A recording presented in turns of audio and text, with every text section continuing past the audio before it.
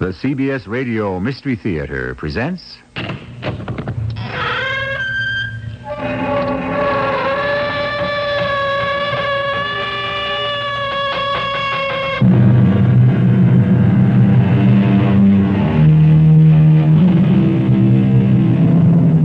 Come in. Welcome. I'm E.G. Marshall. At the gray close of his life, a very wise man remarked, 9 times out of 10, there is no truth to be discovered. There is only error to be exposed. Remarkable, isn't it? What an aged philosopher learns at the end is precisely what a private investigator senses at the beginning. I have something of great importance to tell you. Well, I'm busy now. Can it wait? Not too long. Who are you? As I have told you, I am a person with something of great importance to divulge. I could see you now. Well, I told you I'm busy. How about tomorrow? Tomorrow will be too late. Why?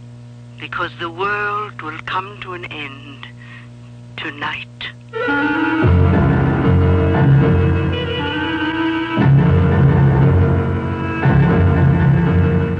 Our mystery drama, The Queen of Palmyra, was written especially for the Mystery Theater by Sam Dan and stars Fred Gwynne. It is sponsored in part by True Value Hardware Stores and Buick Motor Division. I'll be back shortly with Act 1.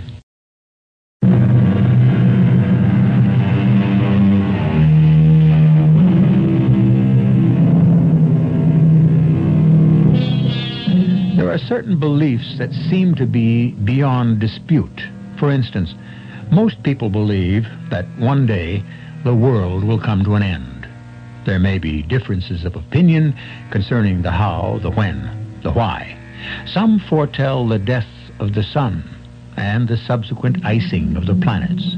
Others insist that man, heedless, careless man himself, will simply blow the whole business to smithereens, once and for all. In any event, most of us seem fairly well resigned to our fate. Most of us go about our own important, if mundane affairs, as if the world will last forever. That is, most of us, but not all of us. You wanted to see me, Uncle Dudley? Sit down. Yes, sir. Have a drink. A drink? Yes, a drink of water. Well, thank you, sir. I'm not thirsty. If it were whiskey or some other depraved form of liquid poison, you'd fling it down your obese gullet quickly enough. Yes, sir. This is pure elixir of life. I don't doubt that, sir. I despair of teaching you anything, Fatso. Sir, may I say something? Only if it makes sense, Fatso. That's just it. I don't like to be called Fatso. That isn't true. You adore that name. Oh, no. Oh, yes. If you didn't enjoy being called Fatso, you could change it soon enough. You could stop stuffing that bottomless pit that masquerades as your stomach. Now, tomorrow, make a note of this. Yes, Uncle Dudley. I want you to transfer all my holdings to gold. I don't understand. What don't you understand? What you just said. I want you to transfer all my holdings to gold. Isn't that what I said? Well, yes, sir. Everything? Isn't that what I just said? The stocks, bonds, real estate, everything. Into gold? I want everything I own in this world to be transformed into one single solid chunk of gold. And that'll be all.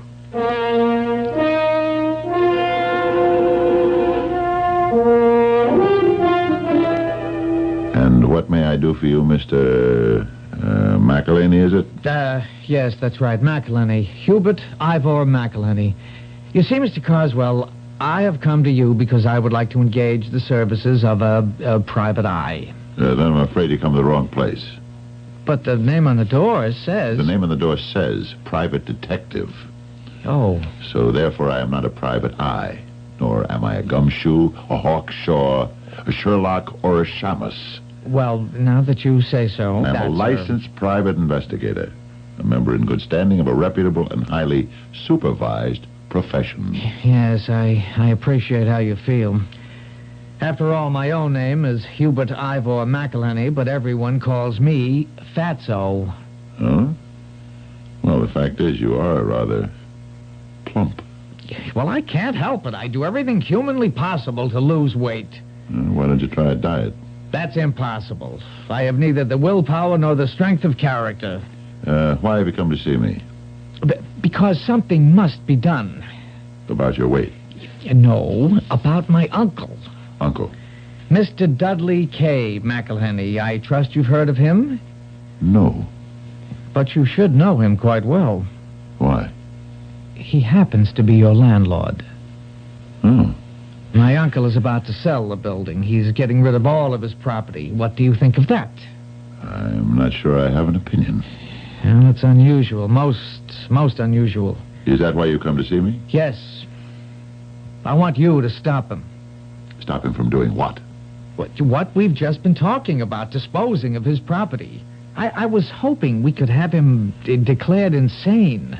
In that case, you should go to see a psychiatrist. I'm not sure I understand how I can be of service. Well, it's a complicated situation, to be sure. It's also rather simple. Really?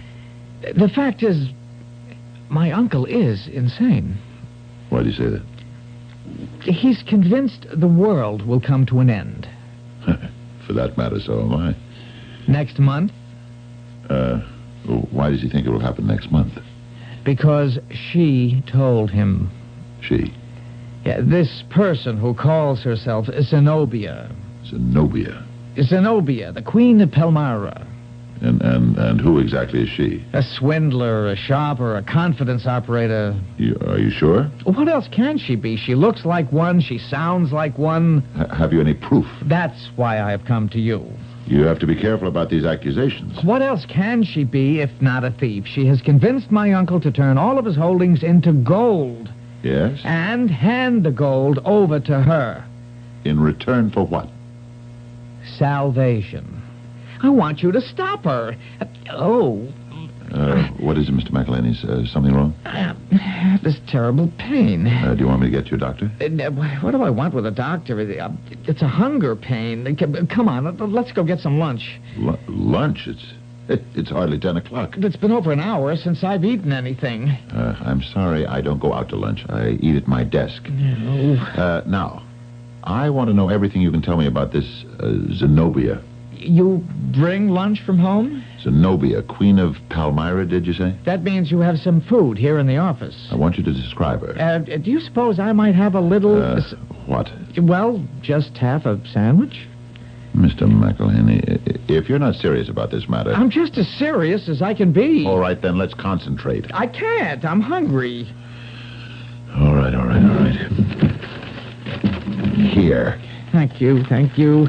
Now, you can charge me whatever you like for it. Just tack it onto the bill. Yeah. Just help yourself to whatever's in the bag, and let's get on with it. Now, how old is this woman? What is this, a cheese sandwich and 3 prunes? They're rather large prunes.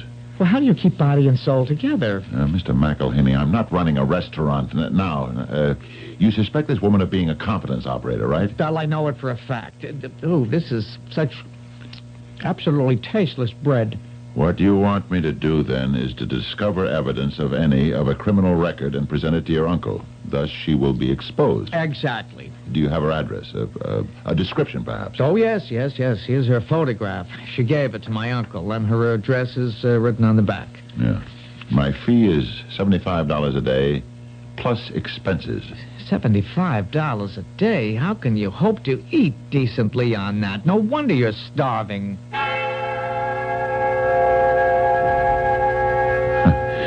The problem with my business, by and large, is the type of people you run into. Not as adversaries, but as clients. Well, too much brilliance was not required for my next move. I went down to police headquarters.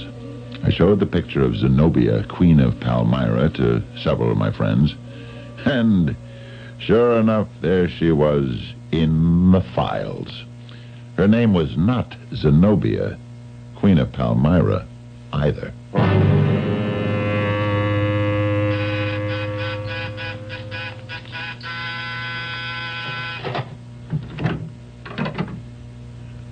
Hello? You must forgive me. At first I did not hear you ring. You see, I was deep in meditation. How may I serve you? May I come in? Of course. This is the recandescent temple of Palmyra. All who seek the truth are welcome. Enter.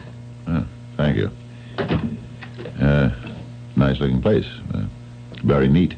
We assemble to communicate with the oneness of the universe. There must be no distracting decor. Things must be moving along these days.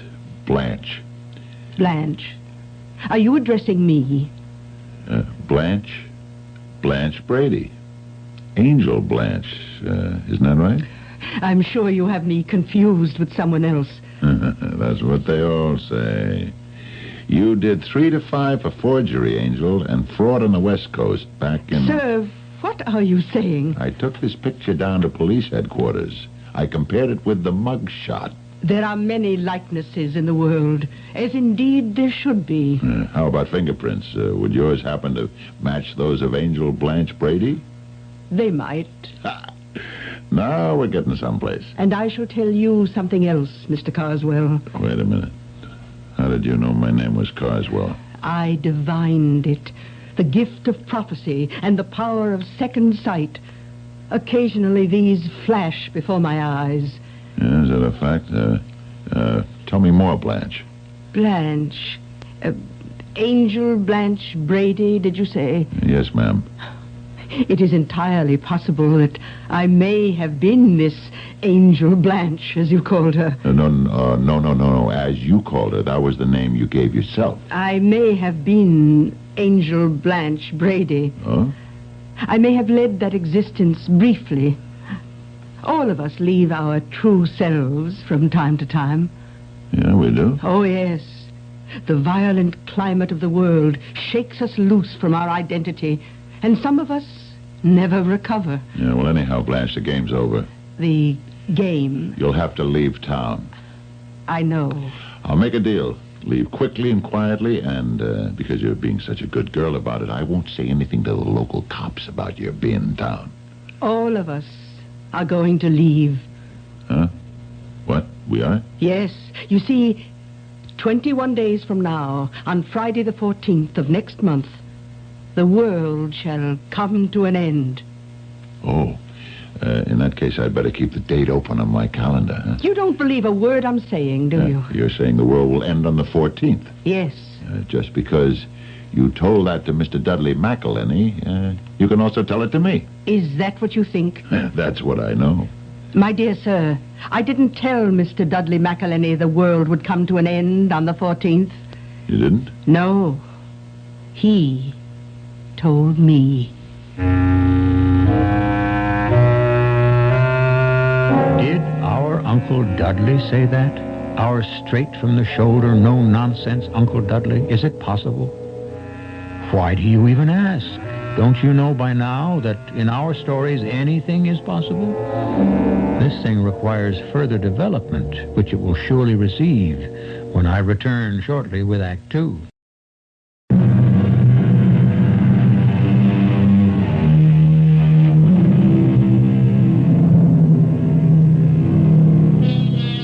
The world comes to an end for each of us.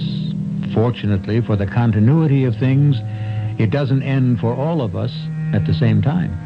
However, the way things seem to be going, nothing is really beyond the realm of possibility. There are those who seem to be making their preparations even now. But how do you prepare for something like that? You're saying that according to Mr. Dudley McElhenney, the world will end on the 14th? Precisely. And just what makes him say that? He has been in touch. In touch? In touch with what? In touch with things.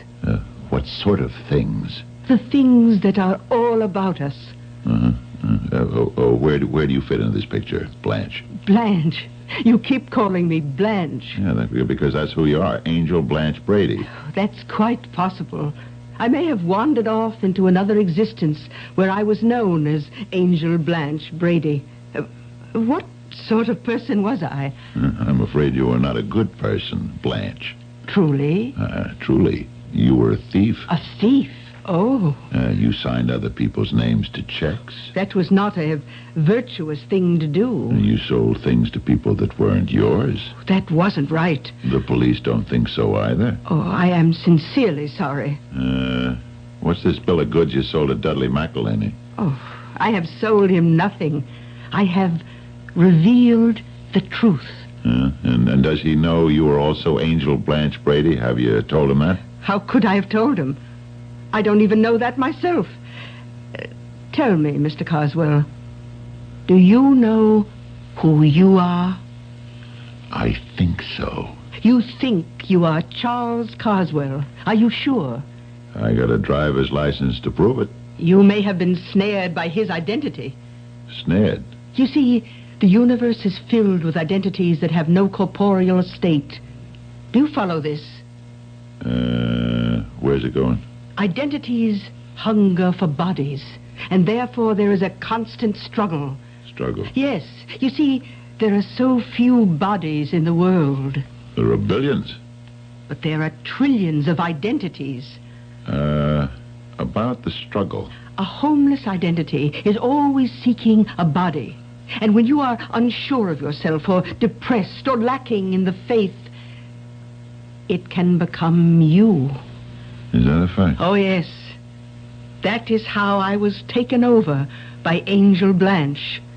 How did you, shake her, and get back to Zenobia? Oh, hidden deep within me was the source of conviction. And at the proper time, it shone forth, and I re-emerged as Zenobia. All right, if it convinces the suckers, why not? How do you know you have not been snared by a consciousness that calls itself Charles Carswell?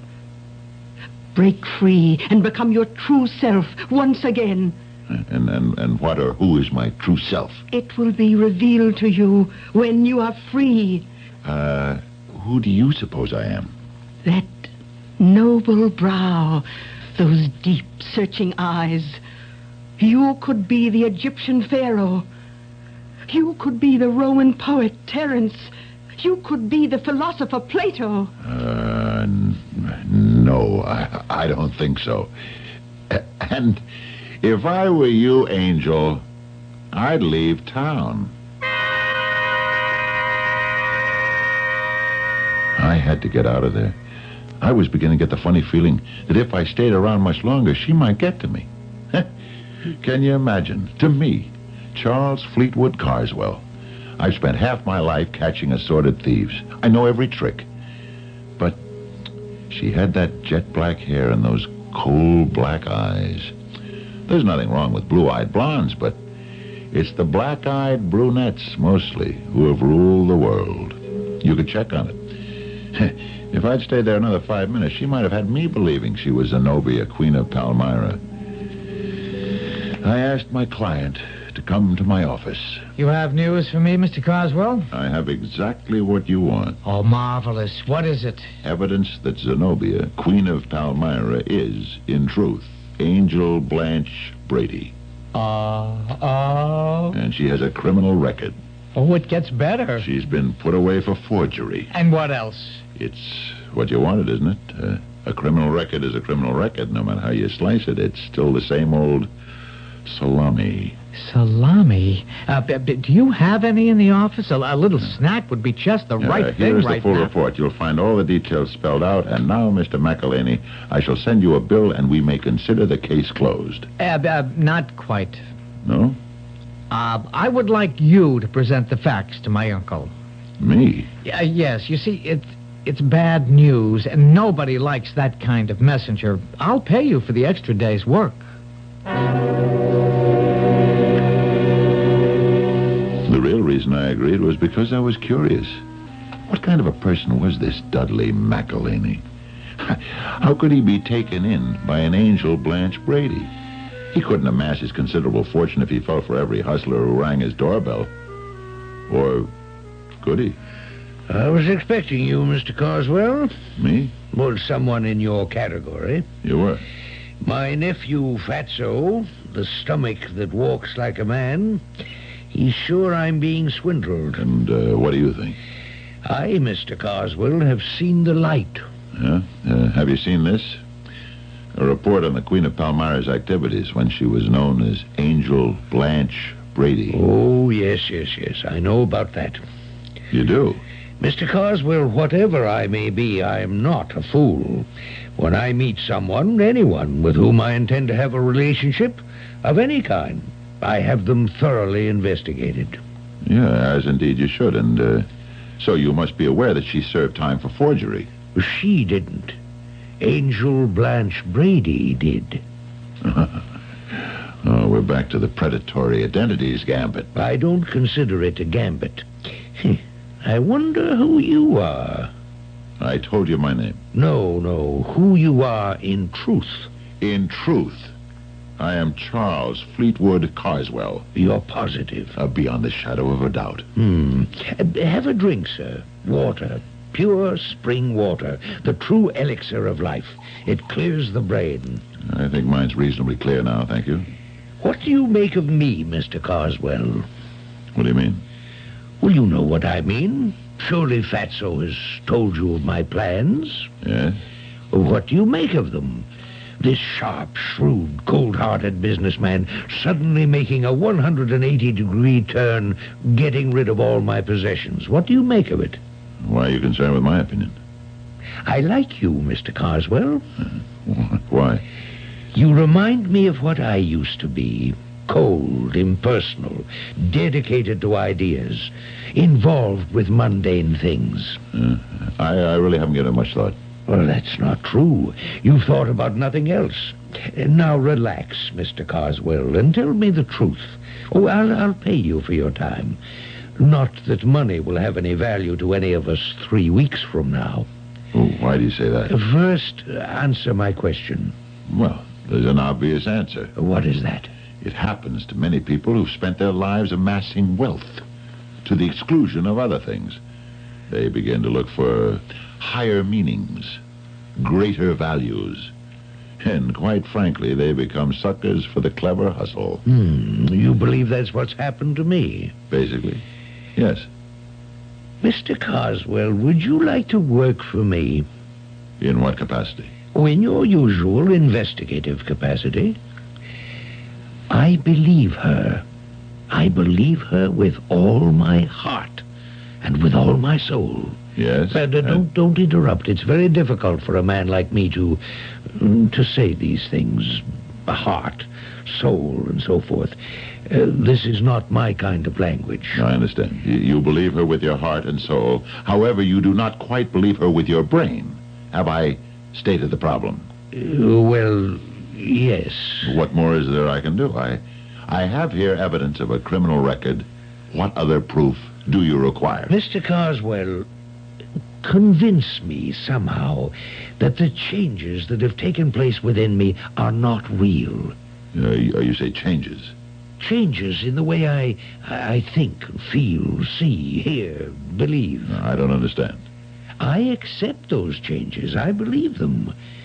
But some small, slight, even fragile vestige of the self that was called Dudley McElhaney still persists, still torments me with tiny doubts. The self that was called Dudley McElhaney. Is that what you just said? Yes.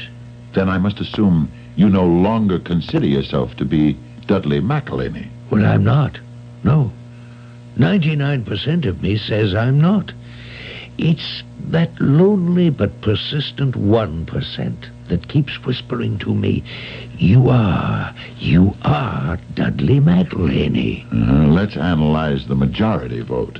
What does the 99% say? It says that I'm Aurelian. Aurelian? Lucius Domitius Aurelian, Emperor of Rome.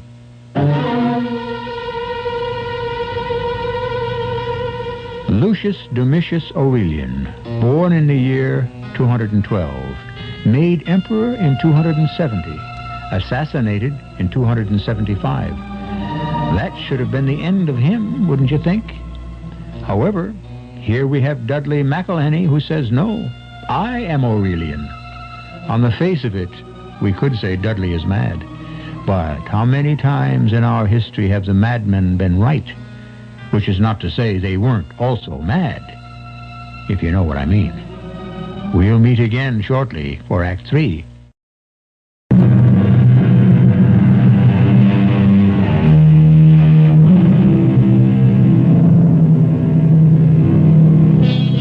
Old soldiers, as they used to sing in the British Army, never die. Well, perhaps we can say the same about old Roman emperors and old Syrian queens. They seem to be turning up and attracting the attention of our private investigator, Mr. Charles Fleetwood Carswell, who is, even now, talking to one of them. Lucius Domitius Aurelian. It has a nice ring to it. And she has made you believe that's who you are. Yes, it goes against every principle I used to hold, against every way I had of thinking and seeing. But I believe it. How can either of you prove that you are Aurelian? I have the feeling. Feelings don't count. What are the facts? When did it begin? About a month ago. She came into my office, and I'll never forget what she said. I've come here to save you. Who are you? Have you forgotten? Madam, are you saying we know each other? Very well. I've never seen you before in my life. Not in this life, perhaps. Yes. Look, I'm very busy, so if you'll excuse me... You were also too busy last time. Last time? I sent you a warning. What are you talking about? You paid no attention. Now, really, I don't know how you got in here. A month later, you were assassinated. Who was assassinated? You were. You, Lucius Domitius Aurelian, Emperor of Rome. Oh, I see. And I was the Emperor of Rome, eh? You still are. Well, that's something. And who are you, if I may ask? Zenobia, Queen of Palmyra. Well, it's nice running into you again after all these years. Once again, your life is in danger. Oh, well, I understand that's par for the course for us Roman emperors. This world we live in must come to an end very shortly. Well, I shall see you again very soon. Then she just walked out of the office. I thought I could forget about it, but it just kept sticking in my mind. Aurelian. Lucius Domitius Aurelian. I kept saying that name over and over again. Why? But I don't know. I just did, that's all. And soon I came to know all about him. How? I don't know how, but I knew everything.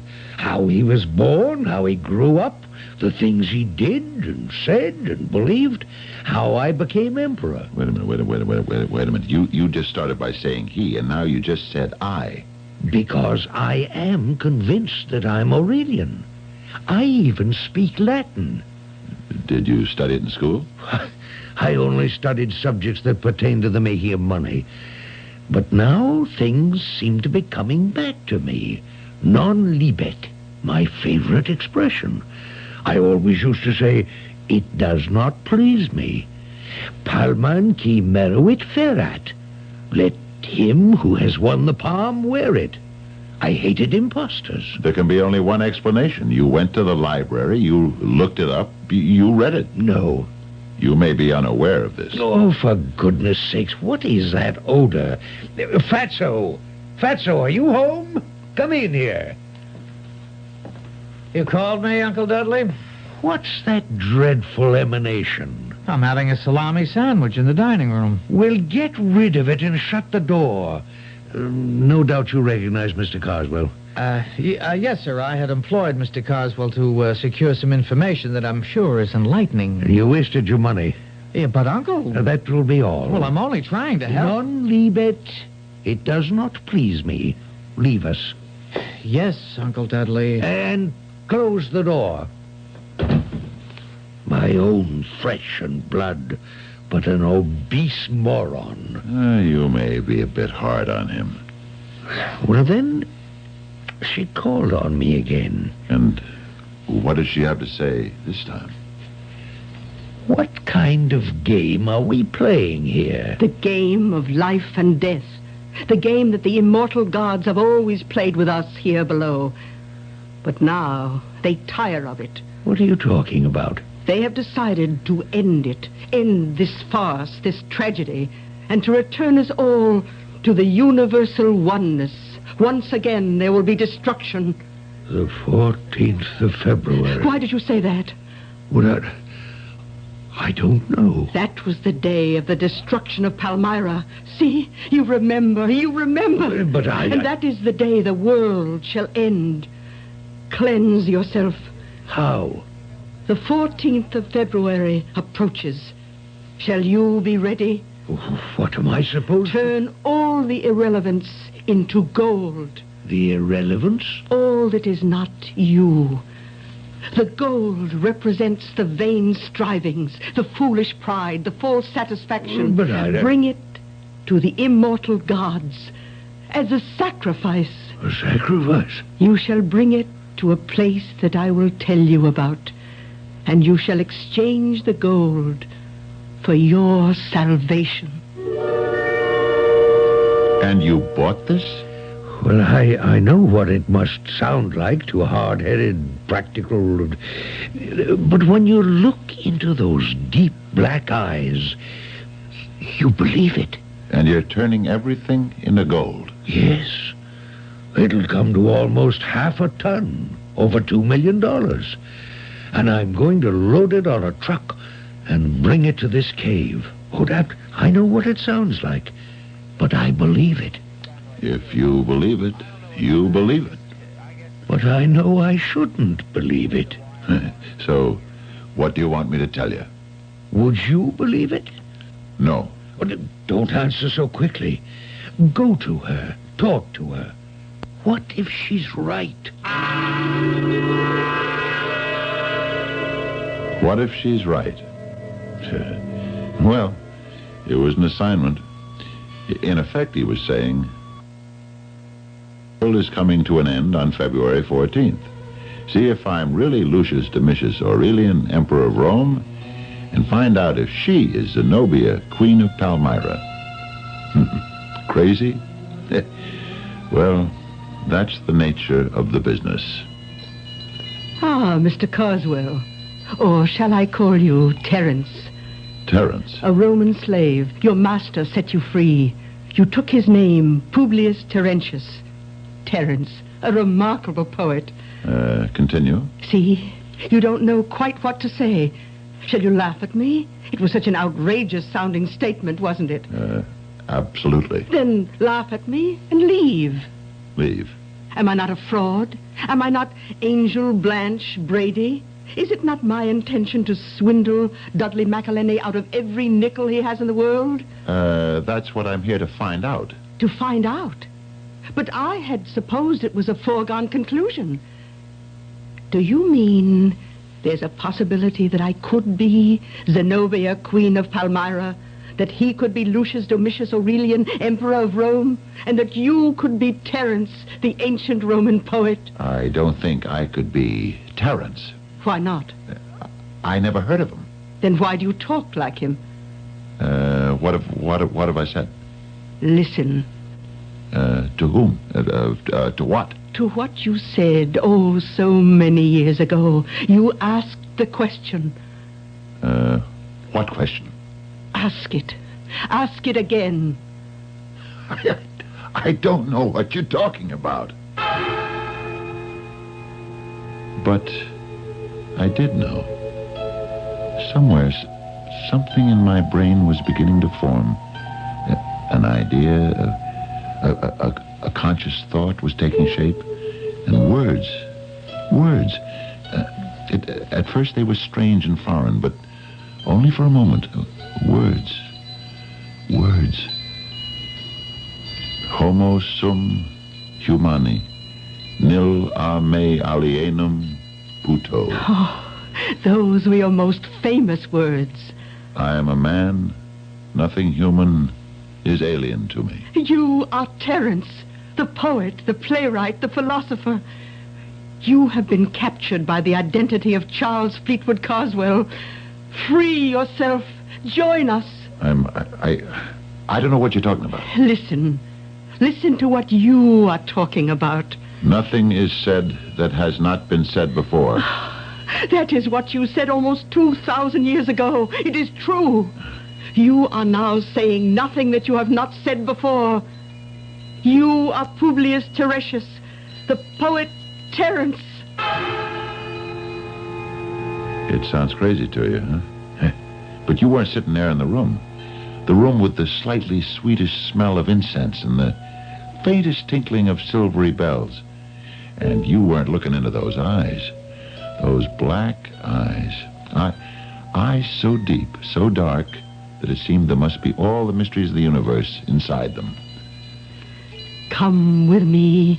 Be saved. Join us. Realize the oneness, the completeness. What do I have to do? Change your earthly burdens into gold. There won't be an awful lot. It doesn't matter. We shall all sacrifice together on the 14th of February when we shall leave this world, this poor doomed world. And we shall dwell, we the fortunate few, shall live forever.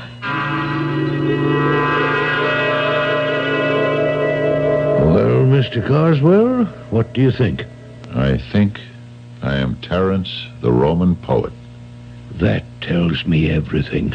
Are we crazy? How can we fall for this? It's true. We believe it. I believe her without reservation. I'm ready. Are you? I guess so. It was happening. How could it be happening? Here I was on the night of February 14th, a calm, cool, peaceful evening. I was driving a small truck. Inside was a half a ton of gold in neatly stacked bricks. Up front with me were Dudley, or should I say Aurelian, and Queen Zenobia. I was crazy. It was a swindle. It was just a hustle to steal our money. But it didn't matter. I didn't care. Besides, that wasn't true. It was real. She was telling the truth. We turned off the highway. We drove along a narrow, deserted country road, and then we stopped at what seemed to be the mouth of a cave. We shall bring the gold inside the cave, and there we shall make the sacrifice. Sacrifice?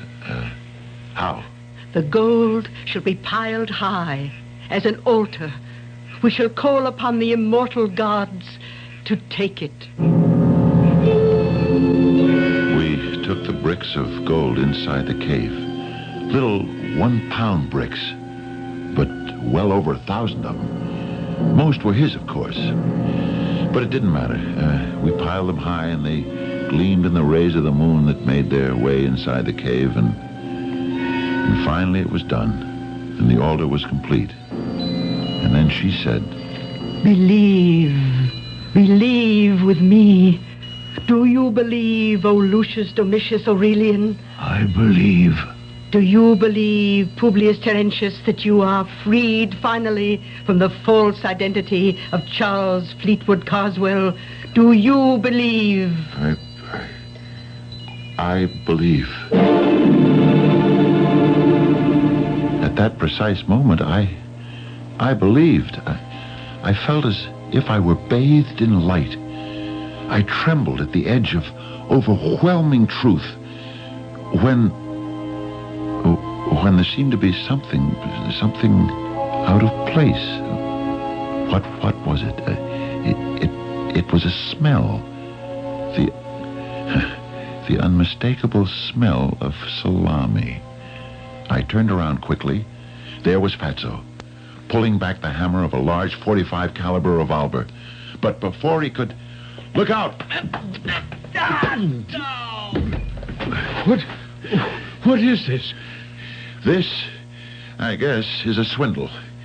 He and Angel Blanche planned to get you up here and kill you. I won't believe it. I can't believe it.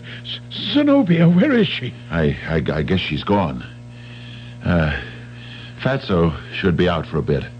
I'm sorry I had to hit him so hard. It's impossible. I don't believe it. Don't believe she... The two of them arranged it. To make it look even better, they decided to turn a private detective, me, loose on the scheme. Just to make it look good. I should have tumbled when she knew my name. Who could have told her? Then the world isn't coming to an end. No, not tonight. And I'm not the Emperor Aurelian? It doesn't look that way. How did she do it? Hypnosis. Autosuggestion. But it can't be a lie. It can't be. I am the Emperor Aurelian. I know it. I am the Emperor. To this day, he believes it. And to show you human nature, he was so angry with me for bursting that little bubble, he refused to pay me my fee. Oh, well, if you think he was a nut, you should see some of my other clients.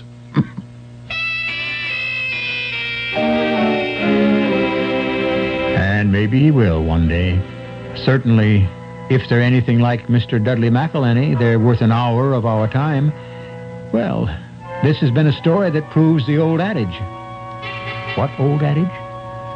If you want to sell a crazy harebrained scheme, your best customers will prove to be practical, hard-headed people. I expect all my customers to meet me here in just a few moments.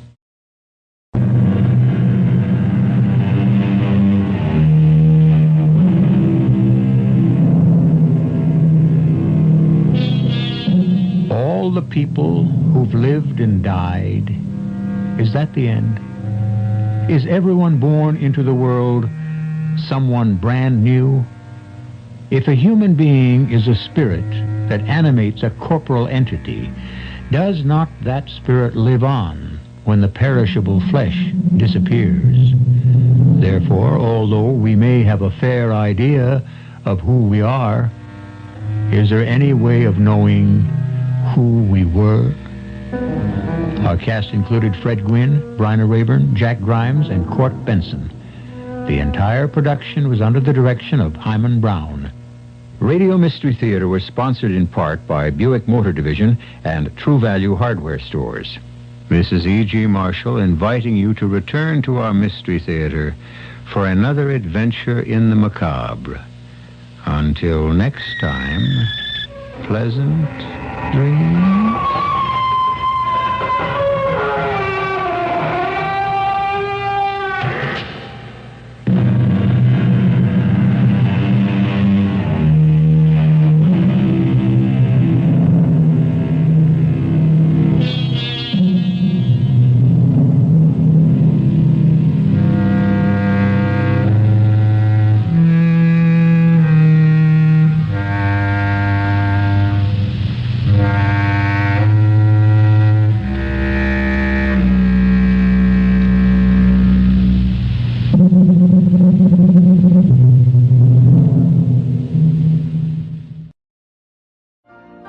You've been listening to the OTR Gold Network.